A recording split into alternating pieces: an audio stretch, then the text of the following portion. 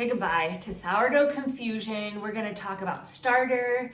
Do you have to feed it every day? Should you use this or this when you're making bread? How do you know the sourdough is ready to be used? Let's debunk all of the crazy mysteries. Sourdough doesn't have to be hard and confusing. I'm gonna tell you exactly what to do so that you can get your sourdough bread going. And as you can see, this sourdough starter, she's flowing over and ready to make some bread. So let's dive in. Part of the confusion with sourdough is that all of these are sourdough starter, but they're at different stages of activity. This right here, the one that's bubbling over, most active, I fed the sourdough starter, this one, last night, and it sat overnight, doubled, well, more than doubled in size.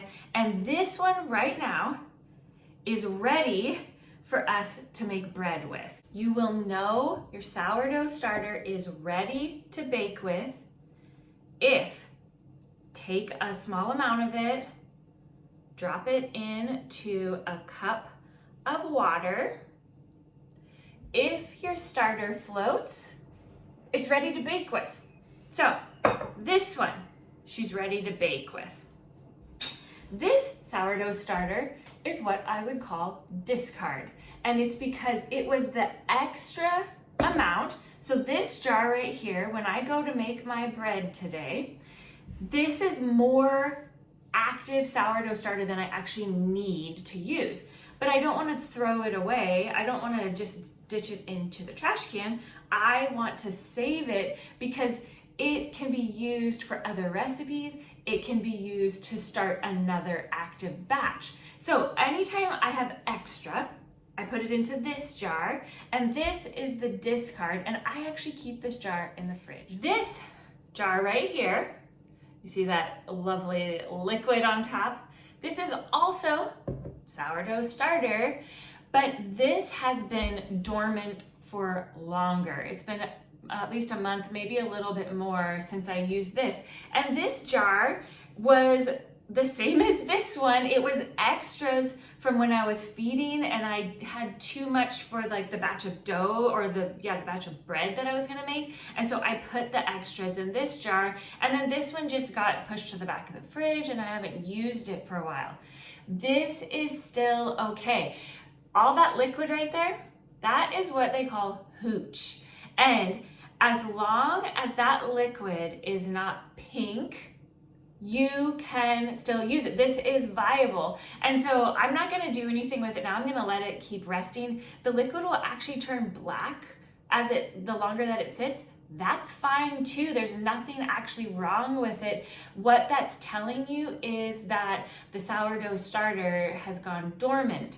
And that's not a bad thing. It is almost like a protection over it, and it's just dormant in there. This is still alive though. Don't throw it out. Whenever you need to use it, mix that hooch back in, take a scoop of it out, however many grams you need to get your dough going, and then this can go back into the fridge. Big question is, do you have to feed your sourdough starter every day?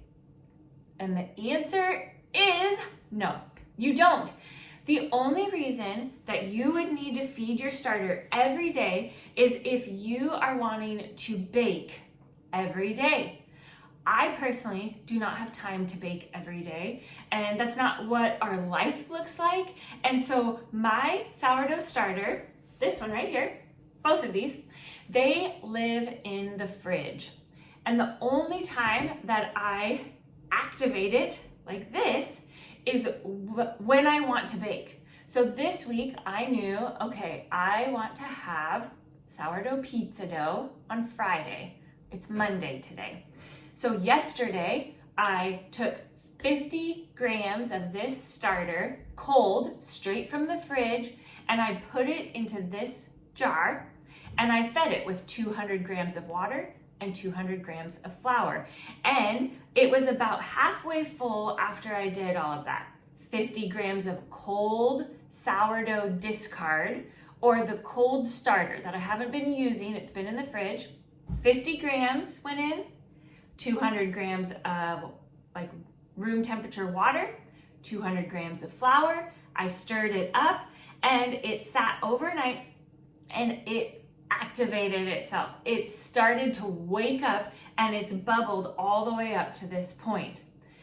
Now, what I'm going to do is I'm going to take some of this out and I'm going to get our sourdough pizza dough going, and the rest of this that I don't need, it's extra, is considered the discard.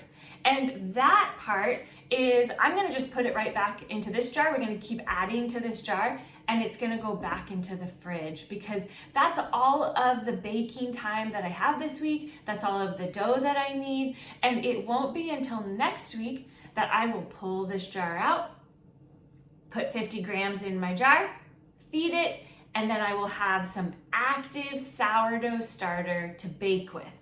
This active starter right here, this is what you want to make dough with for bread, for focaccia, for bagels, for pizza, anything that you would normally, like if you were going to make a yeasted type of bread, if it's something that you're like, oh, you would normally put yeast in that, you need this active starter to make it. And you can do your water test, float it in there, make sure it's floating.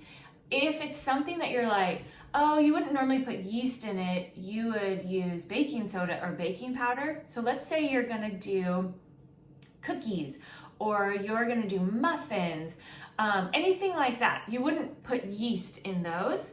When a recipe calls for sourdough discard, they are calling for this.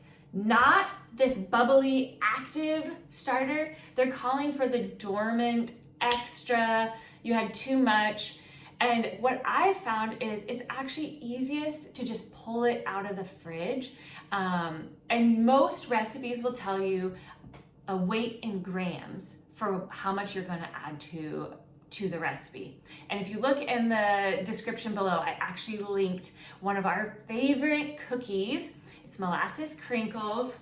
They're all eaten. I would show you what they look like, but they're all gone now. But I use some of my sourdough discard to make them. And I use it straight out of the fridge. It's cold, and I just take out 57 grams for one batch. This active, bubbly, it's been on the counter. You just fed it this morning or overnight and it's bubbled up. This is what we're gonna use to make bread, pizza dough, bagels, focaccia, all the things that you would normally have to use yeast. Your sourdough starter is the yeast for that dough. And so you need it to be active in order to use it. Discard is, think of it like discard is such a confusing word because you think I'm gonna throw it away. It's discard, but it's really the extra. It's the extra that I didn't need from here. And so I'm discarding it in the sense that I'm not gonna use it in this recipe, but I'm saving it.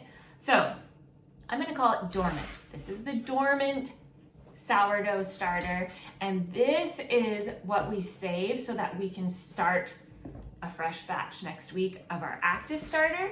And it's also what we use when we do any other kind of baked goods like the muffins or the cookies. So does that help? If there's other questions, throw comments below. Here's the cool thing about sourdough. It is so forgiving, like so forgiving. As long as your liquid has not turned pink, you can activate it again. Put 50 grams in your jar of your starter, even if you think that is not alive. Put 50 grams in, put 200 grams of water, 200 grams of flour. We like to use the organic, non-processed flour. You can choose. There's lots of different ratios that you'll find online. It's because sourdough is so forgiving.